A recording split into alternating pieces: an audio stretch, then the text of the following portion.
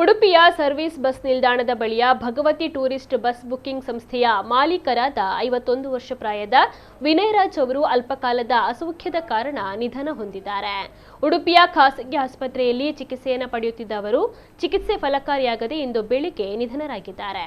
Tourist bus booking ಕ್ಷೇತ್ರದಲ್ಲಿ 30 ವರ್ಷಗಳಿಂದ ಸೇವೆಯನ್ನು ಸಲ್ಲಿಸ್ತಾ ಇದ್ದ ವಿನಯ್ ರಾಜ್ ಅವರು ಟೂರಿಸ್ಟ್ ಹಾಗೂ ಸರ್ವಿಸ್ ಬಸ್ ಸಂಘದ ಸಾರ್ವಜನಿಕ ಗಣೇಶೋತ್ಸವ ಸಮಿತಿಯ ದೀರ್ಘಕಾಲದ ಕೋಶಾಧಿಕಾರಿ ಹುದ್ದೆ ಹಾಗೂ ಅಧ್ಯಕ್ಷರಾಗಿಯೂ ಕೂಡ ಕಾರ್ಯವನ್ನು ನಿರ್ವಹಿಸಿದ್ದರು.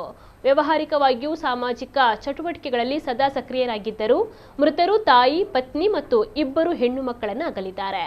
ಅಂತ್ಯಕ್ರಿಯೆಯ ವಿಧಿವಿಧಾನಗಳು ನಿಡಂಬಳ್ಳಿ ಸ್ವಗೃಹದಲ್ಲಿ ನಡೆದಿದೆ.